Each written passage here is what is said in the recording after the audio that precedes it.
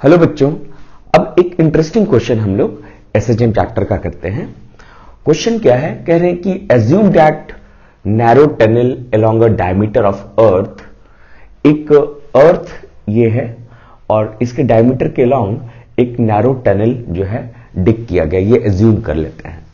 और अर्थ को हम लोग एक यूनिफॉर्म सॉलिड स्फीयर की तरह ट्रीट कर रहे हैं। अब question is show that if a particle is released in this tunnel it will execute SHM. कह रहे हैं कि एक पार्टिकल को अगर इस टनल के अंदर रिलीज किया जाए तो शो करो कि ये इस टनल के अंदर एसएचएम करेगा, और फिर नेक्स्ट पार्ट में निकालना है कि अगर एसएचएम करेगा तो उसका टाइम पीरियड क्या होगा। अच्छा, तो पहले हम लोग क्या करें, पहले इसके मोशन को समझने की कोशिश करते हैं कि मोशन ऑसिलेटरी है, होना चाहिए। पहले ऑसिलेटरी अगर मोशन होगा तभी एसएचएम हो सकता है। तो हम लोग प्रूफ कर देंगे कि अगर ऑसिलेटरी है तो फिर नेट रिस्टोरिंग फोर्स किसी एक जनरल पोजीशन पे जो है वो मीन पोजीशन से डिस्प्लेसमेंट के प्रोपोर्शनल है, तो एसएचएम प्रूफ हो जाएगा।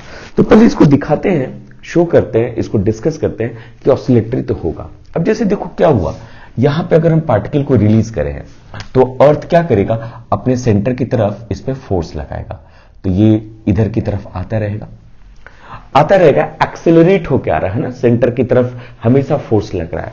एक्सेलरेशन की वैल्यू बदल रही होगी क्योंकि फोर्स बदल रहा है, बट ये एक्सेलरेट होके तो आ ही रहा है। तो यहां पे पहुंचेगा सेंटर पे। अब सेंटर पे पहुंचेगा तो यहां तक एक्सेलरेट होते हुए है तो इसकी स्पीड मैक्सिमम होगी। यहां पे आके नेट फोर्स जीरो हो गया सेंटर पे आके, क्योंकि अब सेंटर पे ही आ गया है तो सेंटर पे जो है जी की वैल्यू इफेक्टिव जीरो हो जाती है, एक्सलेशन ड्यू टू ग्रेविटी। तो यहां पे स्पीड होने की वजह से लेकिन रुकेगा नहीं, ऑल्दो नेट फोर्स जीरो है सेंटर पे पहुंच के, बट रुकेगा नहीं, तो वो आगे निकल जाएगा। जैसे ही आगे निकलेगा पार्टिकल, अब जो है फोर्स अपोजिट डायरेक्शन में लगेगा। अब अपोजिट डायरेक्शन में लगेगा और वेलोसिटी इधर की तरफ है और फोर्स पीछे लगने लगा, तो क्या होने लगेगा, पार्टिकल रिटार्ड होने लगेगा। और हम लोग एक चीज देख सकते हैं, सेंटर से इधर किसी पोजीशन पे जैसे फोर्स लग रहा है एक्सेलरेट कराने के लिए, सेंटर से उतनी ही दूर इधर उतना ही फोर्स डी एक्सेलरेट करा रहा होगा। मींस जितने दूर से हमने छोड़ा है और वो सेंटर पे पहुंच के कुछ वेलोसिटी गेन किया होगा, तो वेलोसिटी से जब उसी वेलोसिटी से जब आगे बढ़ा और उतनी डिस्टेंस पर जो इधर एक्सेलरेशन थे उतनी दूर पर उतने ही रिटार्डेशन बनेंगे, तो वापस जहां से हमने रिलीज किया है दूसरी साइड उतनी ही दूर जाके क्या होगा, ये स्टॉप होगा। जैसे अगर मैंने यहां से रिलीज किया तो ये इस साइड में आके उतनी ही दूर आर डिस्टेंस पर जाके इसकी स्पीड क्या होगी, मोमेंटरली जीरो होगी। अगर मैंने यहां से छोड़ा होता तो वापस इतनी दूर जाके यहां पे फिर इसकी स्पीड जीरो थी, वापस लौटता फिर। खैर, अगर हमने यहां से छोड़ा है तो ये आया, फिर उतनी ही दूर इधर जाके इसकी स्पीड क्या हुई, जीरो हुई। फिर ये क्या होगा, फोर्स अभी भी लग रहा है तो ये वापस लौटेगा, यहां पे वापस लौटेगा। तो जो फोर्स इधर आते समय रिटार्डेशन का काम कर रहा था वही फोर्स अब एक्सेलरेशन का काम करेगा, वही डिस्टेंसेस पे। क्लियर है बिल्कुल। अब फिर सेंटर पे पहुंचेगा तो इट विल हैव स्पीड, और स्पीड है तो रुकेगा नहीं, फिर ऊपर जाएगा। ऊपर जैसे ही जाएगा अब सेंटर की तरफ फोर्स इधर जो है उसको रिटार्ड करेगा, तो फिर से हम लोग कहेंगे कि एनर्जी कंजर्वेशन से फिर से वो यहां पे पहुंचेगा।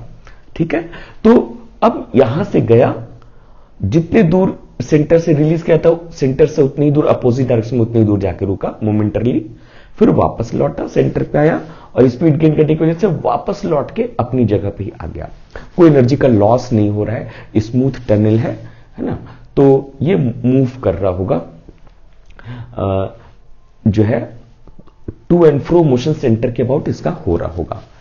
तो टू एंड फ्रो मोशन है, ऑसिलेटरी है, और हम लोग देख रहे हैं कि हमेशा सेंटर की तरफ फोर्स लगेगा। जब ये इधर है तो इधर लग रहा है, जब इधर है तो इधर लग रहा है।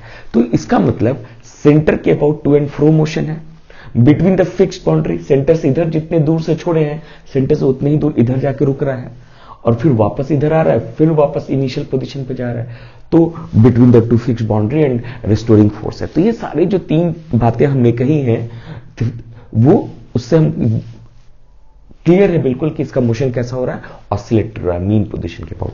अब हम लोग को प्रूफ करना है कि ये मोशन कैसा होगा, ये एसएचएम भी है। अब एसएचएम में प्रूफ करना है तो हम लोग को क्या करना पड़ेगा, मीन पोजीशन आइडेंटिफाई करें। तो मीन पोजीशन कहां पे, सेंटर पे, तो एक्स इक्वल टू 0 मान लिया। भाई सेंटर पे कोई फोर्स नहीं लग रहा है। अब सेंटर के रिस्पेक्ट में जाते हैं और कोई एक जनरल पोजीशन लेते हैं। Let's say this position is x equal to x. तो यहां पे x डिस्टेंस पे हमने एक जनरल पोजीशन लिया। अब हमें यहां पे क्या होगा, अर्थ फोर्स लगा रहा है अपनी तरफ, सेंटर की तरफ, तो ये जो फोर्स है हम लोगों को क्या दिखा देना है, हम लोगों को दिखा देना है कि ये फोर्स इस x के प्रोपोर्शनल है। तो प्रूव हो जाएगा कि मोशन जो है, ये ऑसिलेटरी मोशन जो हमने डिस्कस किया वो SHM भी है। अब देखो इसको जो है फोर्स निकालने की बात है कि ग्रेविटेशनल फोर्स कितना लग रहा है यहां पे। अब बच्चों देखो, अगर तुम ऑब्जेक्टिव क्वेश्चन की तरह से कर रहे हो तो तुमको एक रिजल्ट याद होगा। तुमने एक रिजल्ट पढ़ा था ग्रेविटेशन चैप्टर में कि अगर ये अर्थ के सरफेस से h नीचे है तो जो g की वैल्यू होती है g डैश, वो होती है g1 minus h upon R E, है ना। सरफेस से h नीचे जाए तो जो एक्सेलरेशन ड्यू टू ग्रेविटी है उसकी वैल्यू ये होती है। तो अगर मैं यहां पे अगर बात करूं कि ये x यहां पे सेंटर से दूर है, तो मतलब ये सेंटर से कितना नीचे है, ये अर्थ के सरफेस से कितना नीचे है, तो r माइनस एक्स, जहां पे r जो है वो रेडियस ऑफ अर्थ है, तो ये कितना नीचे है, r माइनस एक्स। तो अगर हम लोग कहें कि यहां पे एक्सेलरेशन ड्यू टू ग्रेविटी जो होगा वो हो जाएगा g1 minus r minus x, h की जगह r minus x upon r। ये g की वैल्यू हो गई इस x पोजीशन पे। तो अगर m मास का पार्टिकल हमने रखा है तो फोर्स यहां पे m और यहां का g डैश, तो जो फोर्स ये g डैश है तो फोर्स कितना लग रहा होगा इस पार्टिकल पे, m से मल्टीप्लाई कर दिया जाए, यही फोर्स लग रहा होगा। ठीक है, तो ये फोर्स कहां पे लग रहा है, इसको लिखा जाए एट एनी जनरल पोजीशन, कौन सा general position, x equal to x with respect to mean position कहां पे, सेंटर पे, जहां पे g की वैल्यू 0 हो जाएगी तो वहां पे कोई फोर्स नहीं लग रहा होगा, तो मीन पोजीशन। ये रिस्टोरिंग फोर्स हो गया, मतलब सेंटर की तरफ जो नेट फोर्स लग रहा है रिस्टोरिंग फोर्स, उसकी वैल्यू हो गई। यहां पे g की वैल्यू जिसको g डैश से रिप्रेजेंट किया, तो g dash equal to g1 minus h upon r होता है। h जो होता है सरफेस से कितना नीचे है, तो सरफेस अगर यहां सेंटर से x डिस्टेंस है तो सरफेस से r माइनस एक्स नीचे था, तो h की जगह r minus x upon r, और इसमें मास से मल्टीप्लाई करते हैं जिस पार्टिकल का मोशन हो रहा है, यहां पे ऑसिलेशन हो रहा है, तो नेट फोर्स जो लग रहा होगा, अर्थ लगा रहा होगा जो ग्रेविटेशनल फोर्स, mg डैश मतलब mg1 minus r minus x upon r लग रहा होगा। तो ये चीज आ जा रहा है mg r माइनस r और प्लस x, तो ये हो गया x अपॉन r। तो ये रिस्टोरिंग फोर्स हो गया। अगर हम लोगों को स्मॉल जी के टर्म्स में आंसर बताने के लिए बोला गया तब तो ये हो गया। स्मॉल जी के यहां पे क्या है, ये स्मॉल जी क्या है, acceleration due to gravity at the surface of earth. अगर हम लोग को मास ऑफ अर्थ के टर्म्स में बोला गया है तो सबको ये पता है जी की वैल्यू क्या होती है, g m upon r square, तो ये लिख देंगे हम लोग इंटू एक्स अपॉन में आर। तो यहां से दिख रहे हम लोग कि जो रिस्टोरिंग फोर्स आ रहा है, रिस्टोरिंग फोर्स है g m m upon r cube into x. ठीक है, तो ये जो है रिस्टोरिंग फोर्स आ गया, मतलब this is proportional to x, और एक्स क्या था, displacement from the mean position था, डिस्प्लेसमेंट फ्रॉम मीन पोजीशन।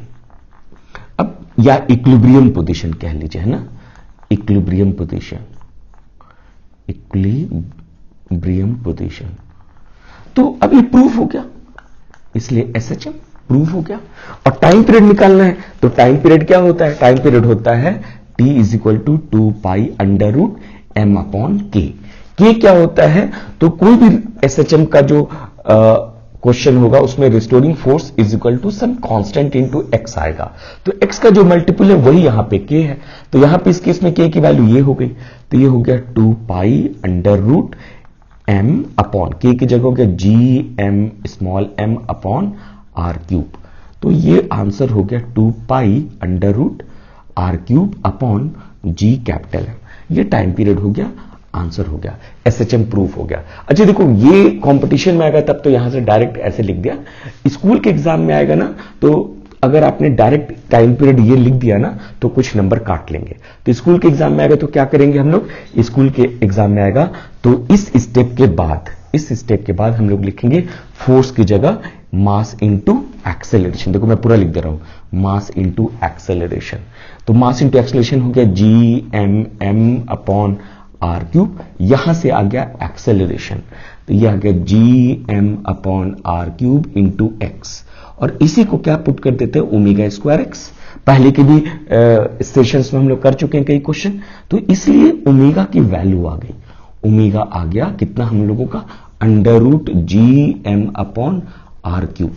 अब ओमेगा आ गया इसलिए time period 2 pi by omega, तो 2 पाई √R क्यूब अपॉन GM। ये इस तरीके से करके आंसर दिखाएंगे, ये स्टेप लिखना पड़ेगा। कंपटीशन में अगर तो बस यहां तक लिखे कि वैल्यू पता चल गई तो टाइम पीरियड आ गया।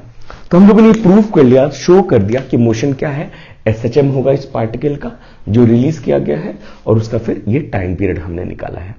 ठीक है। अच्छा यहां पे देखो बच्चों को बता दें कि यहां हमने क्या किया है, इस रिजल्ट को हमने यूज किया, नहीं कि H नीचे G डैश जो है और एक्सलेशन ड्यू टू ग्रेविटी ये है।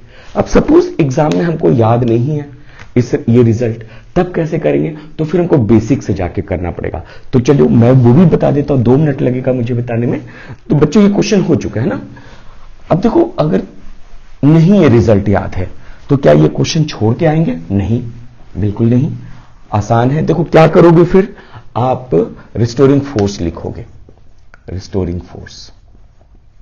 अब रिस्टोरिंग फोर्स में आपको इतना लेकिन जरूर ध्यान रखना पड़ेगा ग्रेविटेशन में कि अगर ये x यहां पे दूर, यहां पे जब पार्टिकल है तो इस पे जो फोर्स लगेगा वो x रेडियस का ना जो स्फीयर वाला पार्ट होगा केवल वही लगा रहा होगा। इसको ग्रेविटेशन में भी हम लोग डिस्कस कर चुके हैं।